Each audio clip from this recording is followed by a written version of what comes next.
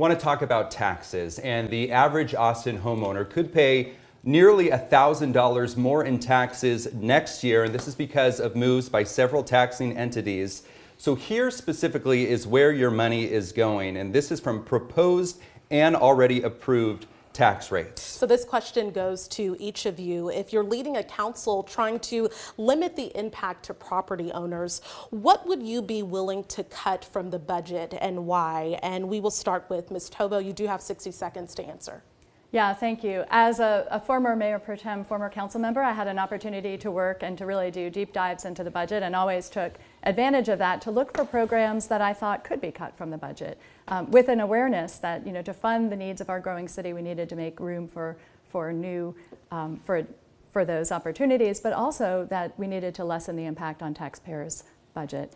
And you know, so for the first places I would look were memberships to organizations that are not providing a real value for our city employees, and then next to marketing budgets. You know, we have marketing budgets, sometimes large ones, in departments that have no problem getting customers. Development services, for example, our utilities. You know, these are, it's great to spend money on education, energy conservation, water conservation, those kinds of measures, but beyond that, we really can usually trim in those marketing budgets. Okay. Mr. Mayor, same question to you on where you would potentially cut from the budget. Well, one of the first places we need to look is we need to look at those situations where we have positions that have been unfilled for some period of time. If they've been unfilled for some period of time, then there's probably a recognition that we don't need to have those positions, and we could remove those positions and thus have an impact. In addition to that, we always have to be careful and pay attention to the homestead exemption. That's one of the things that we did, is we made sure that we had increased the homestead exemption. Not everybody on this panel has voted to increase homestead exemptions when they've always had that opportunity. And that's another big aspect of what makes a difference in somebody's tax bill. The other thing is that we need to pay attention to what is going on a unified basis. The city of Austin's taxes end up being a small part as compared to like the school districts. We need to be in a position to help advocate for where we can have consolidated services, where we can save the taxpayer money and still provide the specific services. And Mr. Mayor, you did refer to someone right now who is on this panel, and that is Ms. Tovo. Would you like to respond to that? Sure, I'd be glad to. First, I'll point out that I created the first ever homestead exemption that came forward as a part of my resolution, and I'm really proud of that work. And I certainly have supported a lot of the increases in the homestead exemption. There was a period of time where I did not, because we don't have the ability under state law to do a flat rate, which would be more equitable across the entire city and across homeowners. And I also brought forward a measure to legislate for change at our state legislature, which I think would be a great path forward. Mr. Bowen, what would you be willing to cut from the budget and why? Well, it's not what I would cut, it's one thing I would do. One word: audit.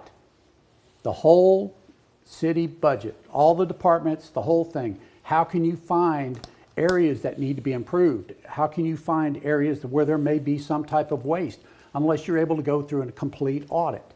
I know that not everybody is fond of that word, and I know that we had a proposition several years ago where yes meant no and no meant yes. Nobody really knew what that proposition was.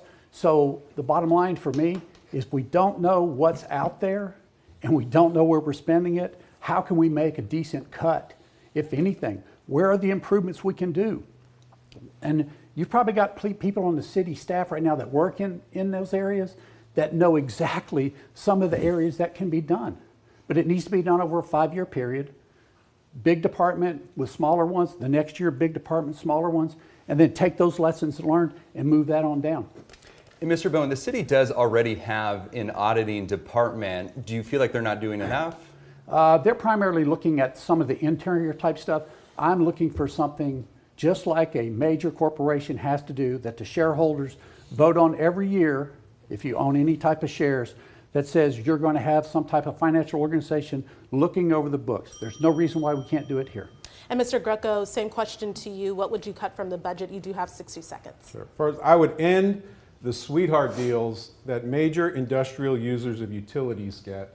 NXP, Tesla, Samsung, we need those manufacturers, but they should not be paying lower rates, or we shouldn't be raising residential rates when we're not raising rates on them. And they have historically fought for sweetheart deals, and I would end that. I would spend the $1.8 billion of already approved voter-approved bond money for parks, for housing. We spend that, it's going to have a stimulus effect on our economy.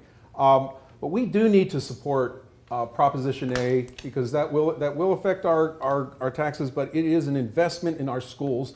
Proposition A and AISD, and Proposition A for childcare in Travis County. I do support those, and I believe I was the first to come out for both of those.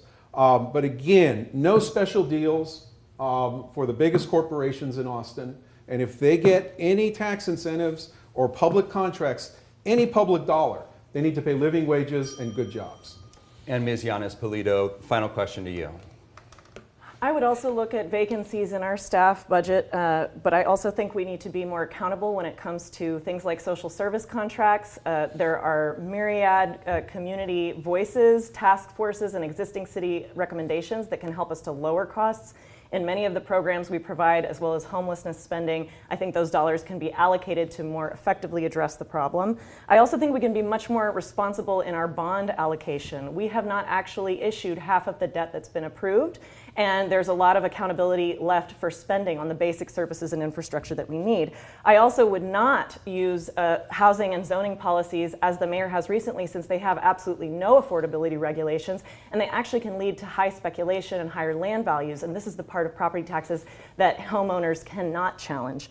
I also think that we could be much more transparent about auditing, and I would not move to make the auditor a political appointee, as this mayor has attempted to do against the Open Meetings Act. When candidates' names are said by others, we give them an opportunity to respond. So, Mr. Mayor, that opportunity. Sure. Well, we're back to a fundamental disagreement on what needs to happen in the city so that we're in a position to have more housing. We have actually moved forward to get more housing, to make the city more affordable, but there are some people, as you've just seen, that just fundamentally disagree with taking the actions needed in order to get us more affordable. And that's why, frankly, I pointed out the number of groups that are endorsing and supporting me. They're supporting me because they know we're going to make a difference in that regard, contrary to what you're hearing.